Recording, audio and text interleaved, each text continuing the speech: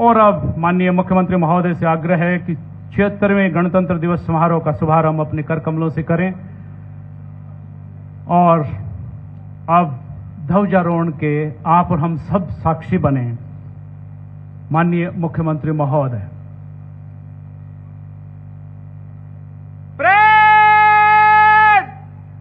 राष्ट्रीय सल्यूट। सलामी शस्त्र।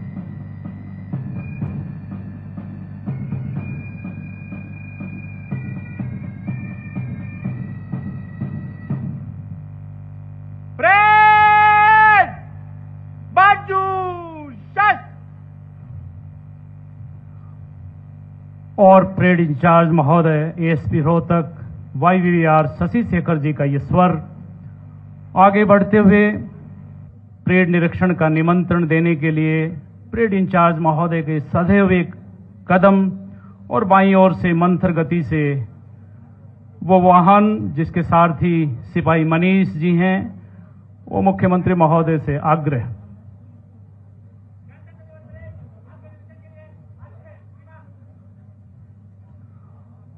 गणतंत्र दिवस परेड के लिए आप सादर आमंत्रित हैं श्रीमान।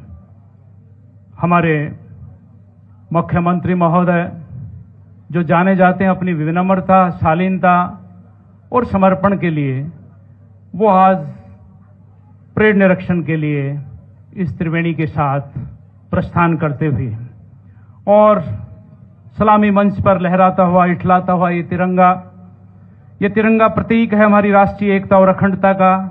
ये तिरंगा प्रहरी है शौर्य, त्याग और खुशहाली का।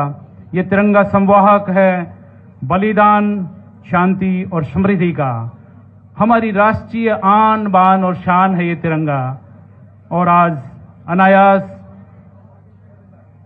शायर श्यामलाल पार्षद याद आते हैं कि इसकी शान न जाने पाए, चाहे जान भले ही जाए, विजयी विश्व तिरंगा प्यारा, झंडा ऊंचा रहे हमारा। और रेवाड़ी के शायर बकौल श्री सुनेजा, बहती रहे ये गंगा, ऊंचा रहे तिरंगा, माटी ने साज छेड़ा, अंबर ने गीत गाया, गणतंत्र दिवस आया, गणतंत्र दिवस आया। आप सभी को 76वें गणतंत्र दिवस की बहुत बहुत शुभकामनाएं।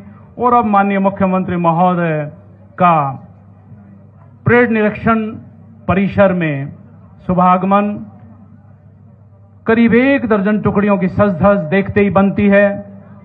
सेवा, सुरक्षा और सहयोग की त्रिवेणी हरियाणा पुलिस की कुछ विशिष्ट टुकड़ियां, विश्व के सबसे बड़े युवा संगठन एनसीसी का प्रेरक प्रतिनिधित्व, अपने गठन की प्लेटिनम जुबली मना चुके स्काउट गाइड की उपस्थिति और 14वां मतदाता दिवस मना चुके प्रजातंत्र के प्रहरी।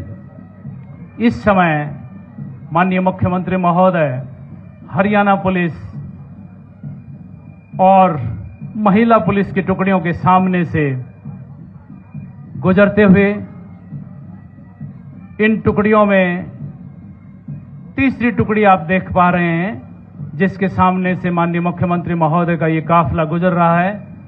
हमारी मेहमान टुकड़ी है उत्तराखंड पुलिस और उसके साथ हमारी दुर्गा शक्ति रेवाड़ी, दुर्गा शक्ति रोहतक, मधुबन एकेडमी की हमारी खास टुकड़ियां, एनसीसी सीनियर और जूनियर्स के हमारे भावी सैन्य अधिकारी और उनके साथ नन्हे मुन्ने बच्चे जो अपनी बारी की प्रतीक्षा करते हुए माननीय मुख्यमंत्री महोदय को बहुत करीब से निहारने का उनका जज्बा, जोश और जुनून देखते ही बन रहा है, जिसमें जवाहर नवोदय की हमारी बेटियां, PM Shri Rewari government girls की गर्ल्स गाइड, सैनिक स्कूल का एनसीसी ट्रूप, केएलपी कॉलेज के एनसीसी कैडेट्स और गवर्नमेंट कॉलेज फॉर वुमेन की हमारी बेटियां एनसीसी में हैं। और उन सब के बीच से गुजरते हुए माननीय मुख्यमंत्री महोदय आज रेवाड़ी में 1 माह के अंतराल पर दूसरी बार उनका पदार्पण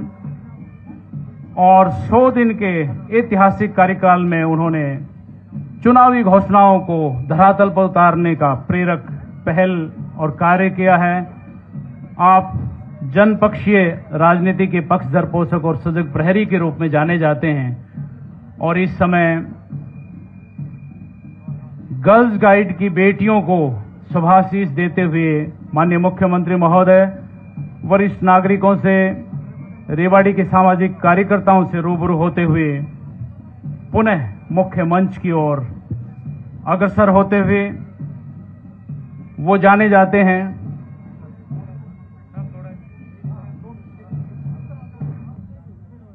और इस समय मुख्यमंत्री महोदय रेवाड़ी के सामाजिक कार्यकर्ताओं का अभिवादन स्वीकार करते हुए वरिष्ठ नागरिकों से रूबरू होते हुए जिस विनम्रता, शालीनता के लिए वो जाने जाते हैं कि उनका जो निवास है, जिसको कबीर कुटीर कहा जाता है, वो रात भर खुला रहता है और प्रदेश भर से जो भी कार्यकर्ता या जो प्रतिनिधि वहां जाते हैं उनको वो दरवाजा कभी बंद नहीं मिलता।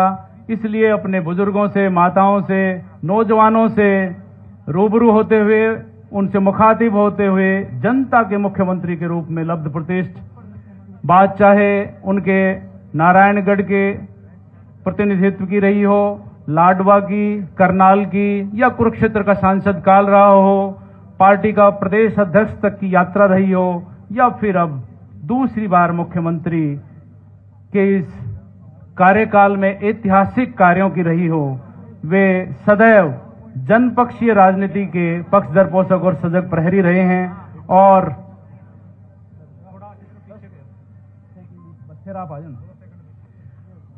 और इस समय प्रेस गैलरी के सामने से गुजरते हुए माननीय मुख्यमंत्री महोदय, जिनके बारे में कहा जा सकता है कि मंजिल पर आ पहुंचे लोग, अपनी धुन के पक्के लोग, बस अफसानों में मिलते हैं, इतने सीधे सच्चे लोग, इतने सीधे सच्चे लोग। उनकी विनम्रता, उनकी शालीनता और उनका कार्य के प्रति समर्पण हम सब के लिए प्रेरणा पक्ष कहा जा सकता है।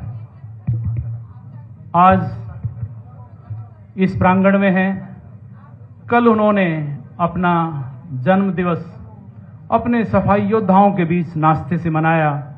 ये किसान पुत्र होने का उनका बड़प्पन है, माटी से जुड़ाव उनके व्यक्तित्व में नजर आता है। और अब परेड इंचार्ज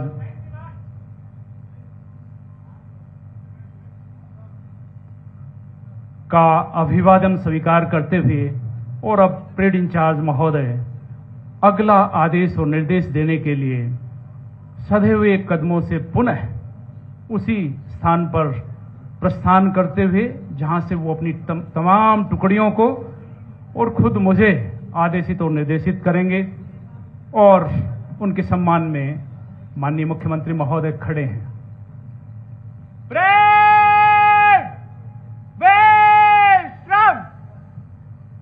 बहुत बहुत आभार परेड इंचार्ज महोदय। और मैं माननीय मुख्यमंत्री महोदय से आग्रह करूंगा कि प्रदेशवासियों के नाम अपना शुभ संदेश इस पावन मंच से रखें। माननीय मुख्यमंत्री महोदय।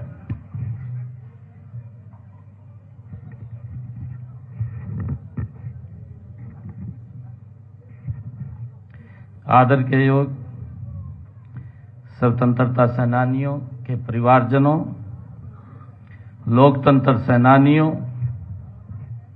और हरियाणा परिवार के मेरे सभी भाइयों बहनों, माताओं, आदरणीय बुजुर्गों, नौजवान साथियों और प्यारे बच्चों, मैं आज आप सभी को 76वें गणतंत्र दिवस की बहुत बहुत बधाई और शुभकामनाएं देता हूं।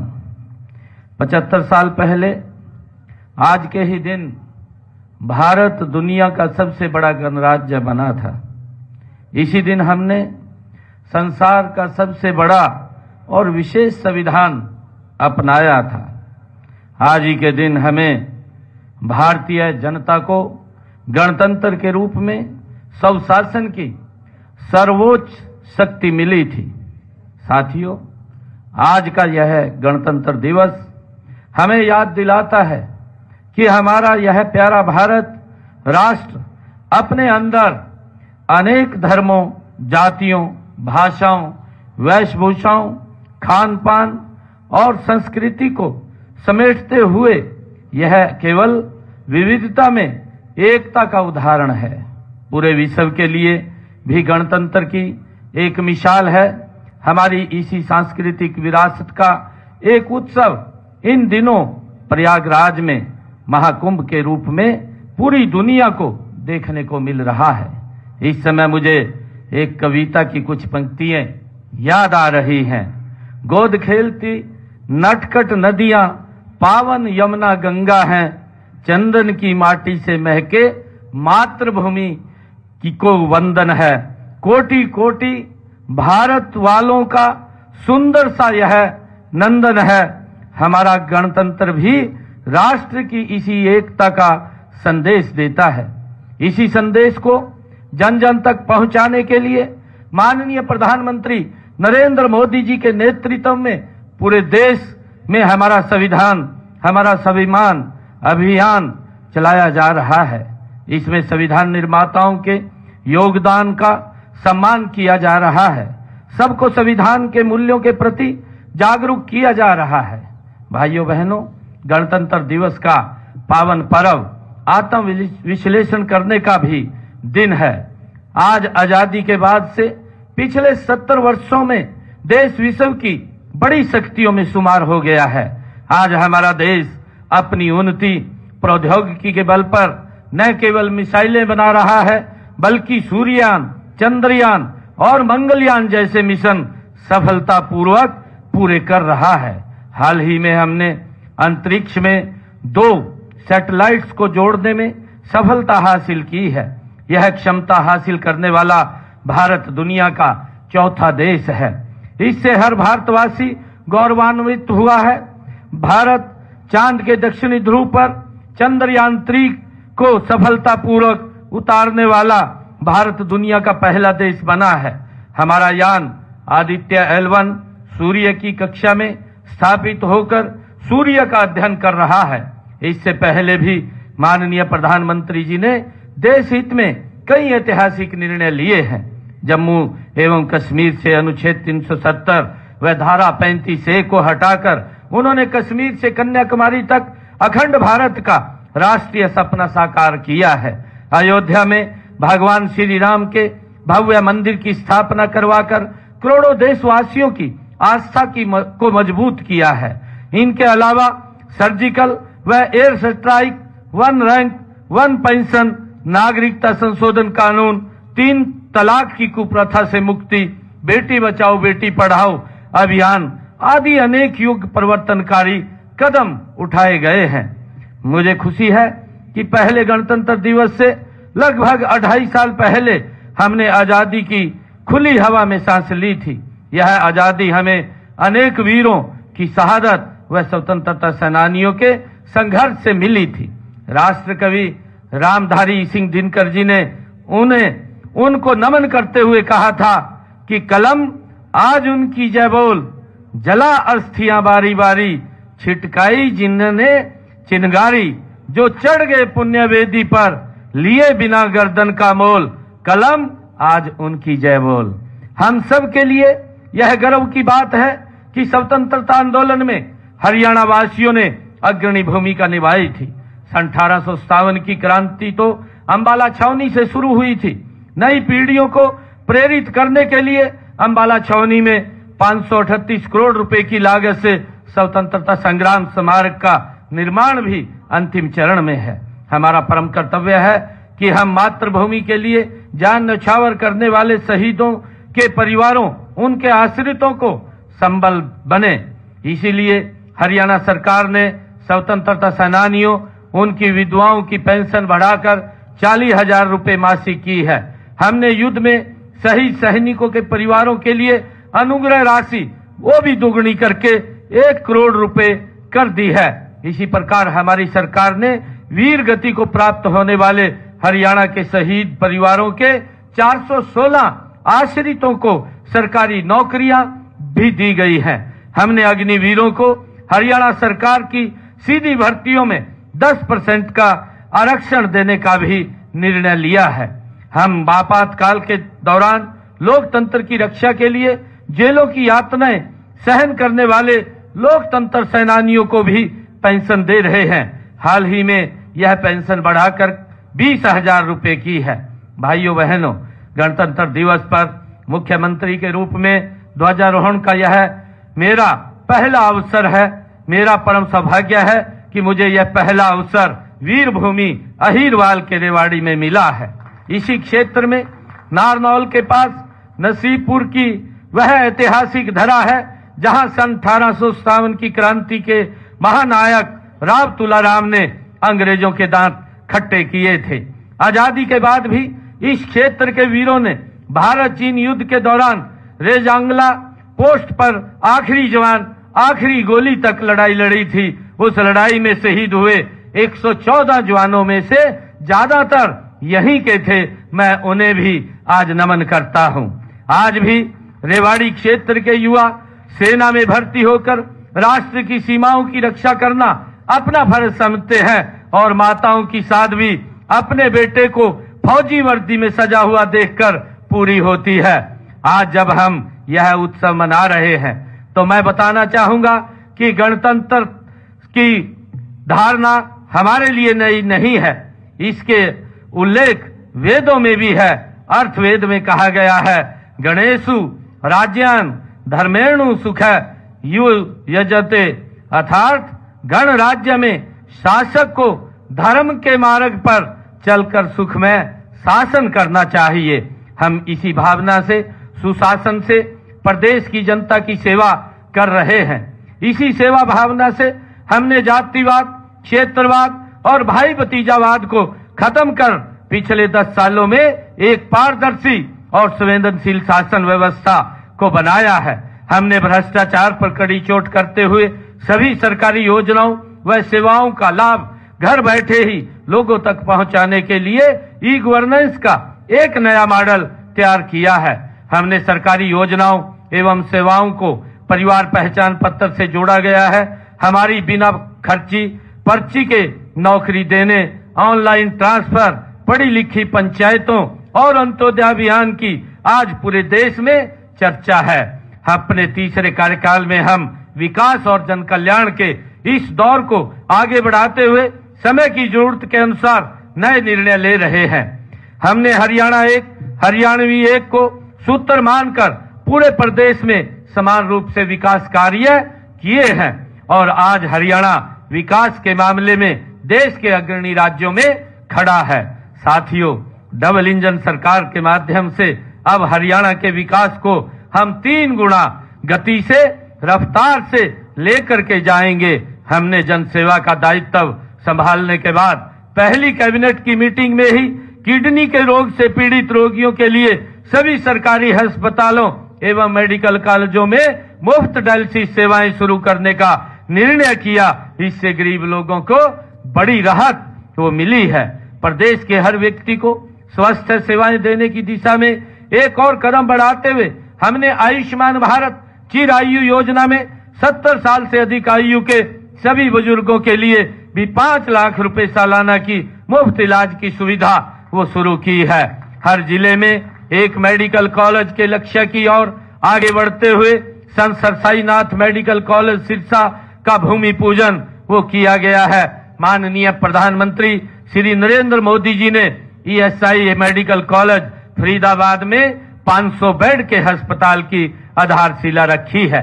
हमने प्रदेश के 83 उप स्वास्थ्य केंद्रों और 22 ब्लॉक पब्लिक हेल्थ यूनिट्स के निर्माण की मंजूरी भी दी है। साथियों, हमने सबसे गरीब के उत्थान के लिए कई योजनाएं चलाई हैं। हमने सबसे पहले गरीब का ध्यान किया है और आज गरीब से गरीब व्यक्ति तक योजनाओं का लाभ पहुंच रहा है। अंत्योदय हमारा संकल्प भी है और लोगों की सेवा करने का सूत्र भी है। पिछड़ा वर्ग की लंबे समय से मांग थी कि उनकी क्रीमीलेयर आय सीमा बढ़ाई जाए। हमने इस आय सीमा को 6 लाख से बढ़ा करके 8 लाख रुपए कर दिया है। पिछड़ा वर्ग बी को पंचायती राज संस्थाओं में, शहरी स्थानीय निकायों में आरक्षण भी दिया गया है। हमने राज्य में अनुसूचित जातियों के आरक्षण को वर्गीकरण में मुख्य धारा में जाने से वंचित रह गई अनुसूचित जातियों को उनका अधिकार देने का काम हमारी सरकार ने किया है।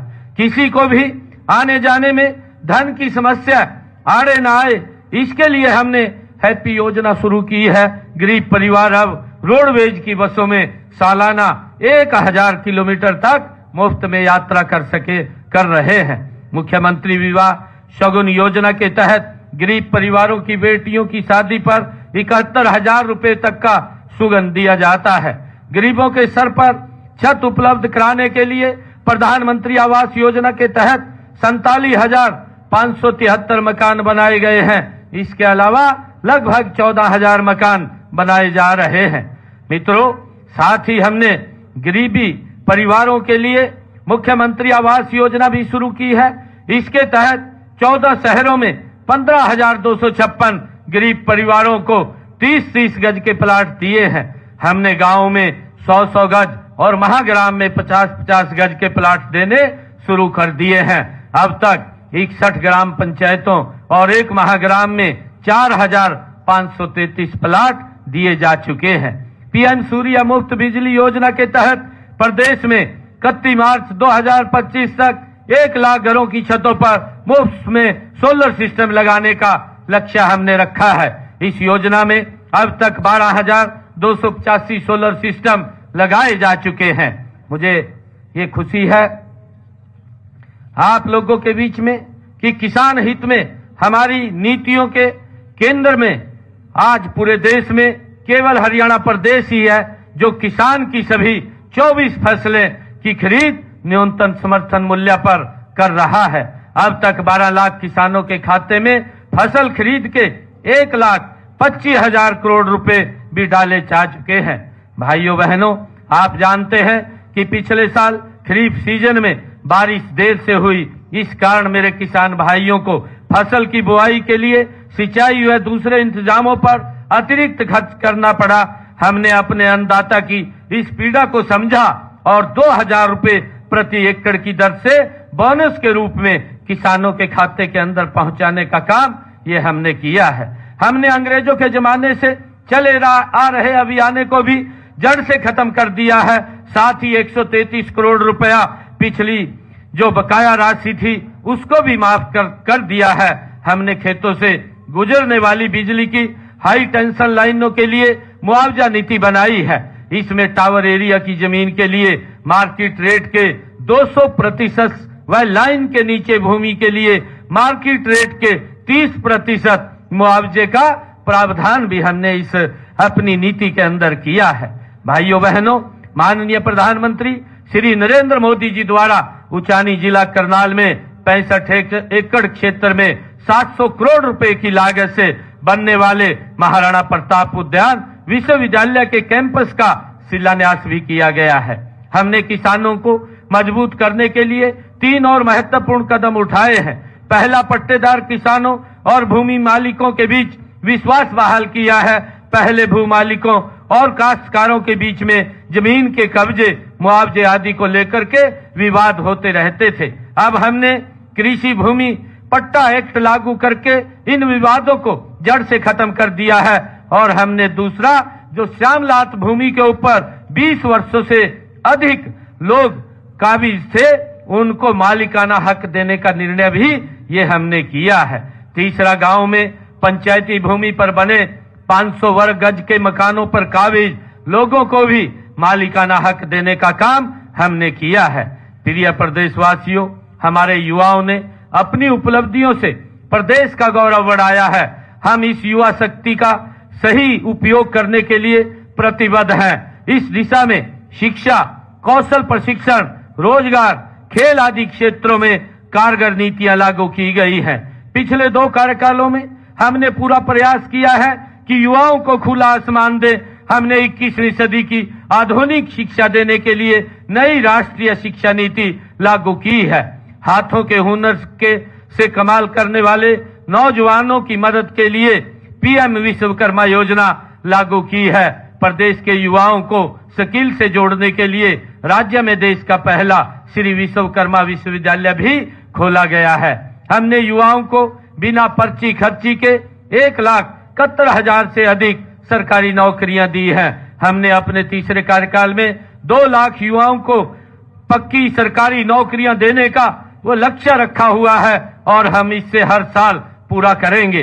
पहले की सरकारों में कैसे ठेकेदारों के हाथों हमारे युवाओं का शोषण होता था, हमने उनको शोषण से बचाने के लिए कानून बनाकर युवाओं के भविष्य की भी सुरक्षित किया है। अब रिटायरमेंट की उम्र तक उन्हें कोई हटा नहीं पाएगा। युवाओं को डंकी रूट से विदेश भेजने वाले लोगों की जालसाजी से बचाने के लिए विदेश सहयोग विभाग बनाया गया है। अब युवाओं के कॉलेज में ही निःशुल्क पासपोर्ट बनाए जा रहे हैं। अब तक 35,000 से अधिक युवाओं के पासपोर्ट बनाए जा चुके हैं। भाइयों बहनों, हमारे युवाओं ने खेलों में प्रदेश और देश का नाम दुनिया भर में चमकाया है। हमारे ऐसे 11 प्रतिभाशाली खिलाड़ियों को माननीय राष्ट्रपति श्रीमती द्रौपदी मुर्मू जी द्वारा हाल ही में सम्मानित किया गया है। इनमें से एक खिलाड़ी को मेजर ध्यानचंद खेल रत्न अवार्ड, 10 खिलाड़ियों को अर्जुन अवार्ड, 1 कोच को द्रोणाचार्य अवार्ड से सम्मानित किया गया है। मैं इन सब खिलाड़ियों, इनके माता पिता व प्रशिक्षकों को बहुत बहुत बधाई और शुभकामनाएं देता हूं। हमने खेल नीति में खिलाड़ियों के प्रोत्साहन व प्रशिक्षण का प्रावधान किया है। हरियाणा देश का पहला राज्य है जो अंतर्राष्ट्रीय खेल प्रतियोगिताओं में पदक जीतने वाले खिलाड़ियों को पुरस्कार स्वरूप सर्वाधिक नगद राशि देता है। हम खेलों के लिए अति आवश्यक आधुनिक खेल इंफ्रास्ट्रक्चर विकसित कर रहे हैं ताकि खिलाड़ियों को वैश्विक मानकों के अनुसार खेल प्रशिक्षण की सुविधा मिले। सरकार की योजना हर गांव में जिम खोलने की है। इसके तहत 19 जिलों के ग्रामीण क्षेत्रों में 50 करोड़ रुपए की लागत से 250 इंडोर जिम खोले गए हैं। भाइयों बहनों, माननीय प्रधानमंत्री श्री नरेंद्र मोदी जी ने देश की आबादी को सशक्त बनाने के लिए पानीपत से बीमा सखी योजना का शुभारंभ किया है। हमने माननीय प्रधानमंत्री जी की प्रेरणा से महिला उत्थान के लिए कई योजनाएं शुरू की हैं। बेटी बचाओ बेटी पढ़ाओ अभियान के तहत राज्य की सभी महिला सरपंचों को संबंधित ग्राम का ब्रांड एम्बेसडर बनाने का निर्णय भी हमने लिया है। हमने पंचायती राज संस्थाओं में महिलाओं को 50% प्रतिनिधित्व दिया है। गरीब महिलाओं को अपनी रसोई चलाने के लिए हर महीने केवल 500 रुपए में गैस सिलेंडर दिया जा रहा है। यह लाभ प्रदेश के 13 लाख से अधिक परिवारों को आज मिल रहा है। प्रदेश के 5 लाख महिलाओं को लखपति दीदी बनाने का लक्ष्य रखा है। अब तक हमने 2 लाख महिलाओं को लखपति दीदी बनाने का काम किया जा चुका है। भाइयों बहनों, हमने ड्रोन दीदी योजना के प्रथम चरण में 5,000 महिलाओं को ड्रोन पायलट का मुफ्त प्रशिक्षण देने का लक्ष्य रखा है। इस योजना में 8 लाख रुपए तक की कीमत का ड्रोन मुफ्त दिया जा रहा है। अब तक 100 महिलाओं को हमने मुफ्त ड्रोन दिए जा चुके हैं। हमने प्रदेश में 79 कॉलेज खोले हैं। इनमें से 30 लड़कियों के लिए हैं।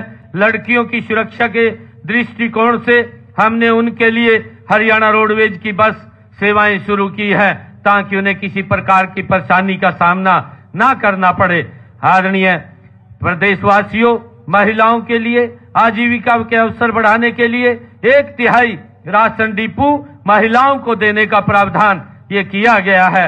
अटल किसान मजदूर कैंटीन व वीटा बिक्री केंद्रों का संचालन भी महिलाओं को सौंपा गया है।